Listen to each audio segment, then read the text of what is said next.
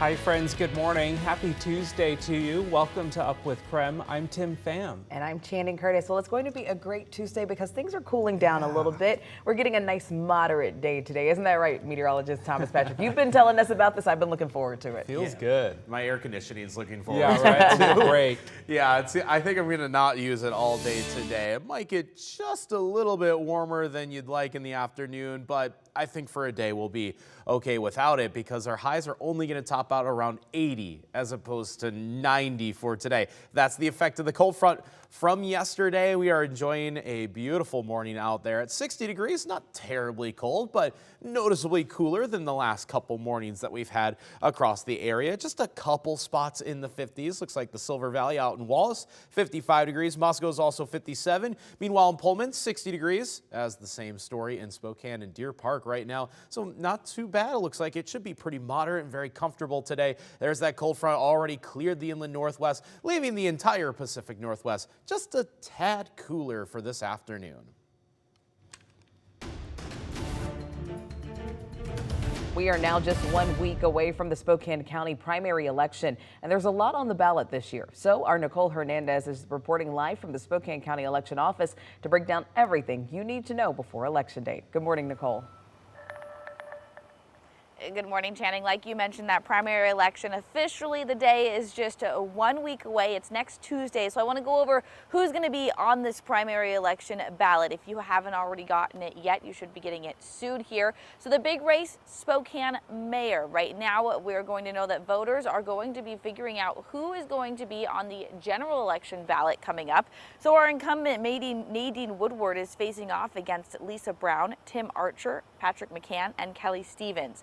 Voters will also decide who will be on the ballot for City Council President.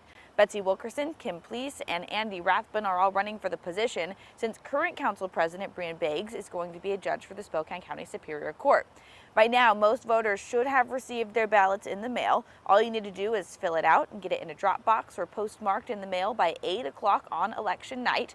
But if you have not gotten your ballot in the mail, don't worry, you still have plenty of time. You can head to any voter service center across the county to update your voter registration, get a replacement ballot, or ask any questions. The two voting service centers here in Spokane County are the Center Place Event Center or the elections office out here in Spokane. That's where I am right now.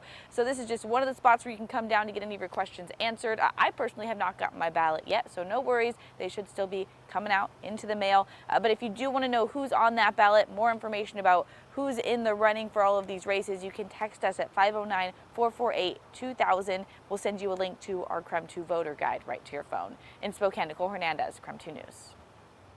Now, like Nicole just mentioned, voters will be deciding which candidates appear on the general election ballot in November. Regardless of party affiliation, all candidates appear in a single group on the ballot. This is because Washington is a top 2 primary state. The two candidates, regardless of party, who collect the highest number of votes, advance to the general election on Tuesday, November 8th. So it's possible there won't be both a Democrat and a Republican in each race. It is 6:04. It's time for your morning rush. More news in less time. Within the last 12 hours, the deadline passed for the man accused of murdering 4 University of Idaho students to submit an alibi. Last month, Brian Koberger's attorney asked for more time to provide his alibi to the court, saying they still needed to go through all of the evidence given to them by the prosecution. Koberger will be back in court 1 week from today, next Tuesday. His trial is still currently set to begin on October 2nd. Happening today, the woman charged with killing her boyfriend in a car crash continues this morning. Selena Juarez is charged with vehicular homicide in the death of Brandon McDonald. Spokane police say Juarez crashed her car with McDonald in the passenger seat back in 2021. After an investigation, police say they believe she was impaired at the time of the crash. And in a matter of hours, a man arrested in California for a crime committed here in Spokane is expected to be arraigned today. Investigators say 30-year-old Charles Nutter stabbed a Spokane man in early June. A warrant was issued for his arrest, but police say he left the state. He then resurfaced in California, where law enforcement there say he violently attacked a man while he was sleeping, leaving him in critical condition. Nutter is now facing several charges, including attempted murder. That is a look at your morning rush.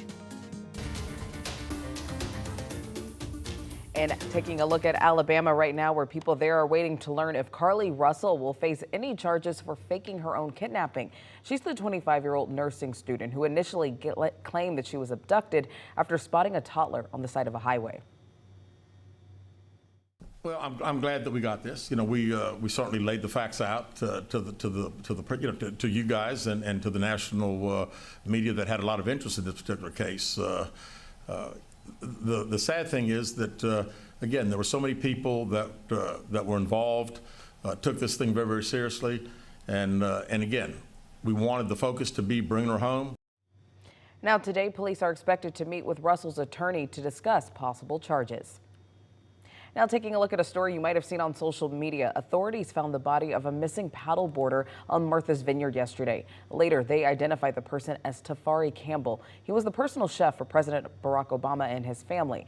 Now, the family gave a statement yesterday about Campbell. It said, in part, Tafari was a beloved part of our family. When we first met him, he was a talented sous chef at the White House, creative and passionate about food and its ability to bring people together. 6:07 and weather-wise today should be a little bit cooler overall, especially compared to that heat that we had from this previous weekend and the days before that. But today, I think it'll be a lot more comfortable outside with highs topping out just at around 80 degrees or so. And we'll call it mostly sunny for today. Might see just a little bit of thin cloud cover out there, but nothing more than that. I think our normal hot spots might still entertain the idea of 90, but just for Lewiston and the Tri-Cities region. Otherwise, very comfortable all across the Northwest, but only lasts for about a day or two because by next week, it is back to above average temperatures as a lot more 90s return to the forecast quickly. The city of Issaquah is celebrating becoming the first city in Washington to earn LEED Gold status for its sustainability and green building standards. Yeah, it's a huge honor. LEED stands actually for Leadership in Energy and Environmental Design. It is the world's most widely used green building rating system. Issaquah has 200,000 trees compared to about 40,000 people. The city says it focused on water consumption, access to natural resources, solid waste diversion rates, and open public spaces, leading to this certification. Everybody thinks it's mostly cars that cause a lot of our issues, and they do. Emissions from fuel definitely does, but our buildings are a bigger impact. Now, the city is working to score 6 more points to achieve platinum LEED certification.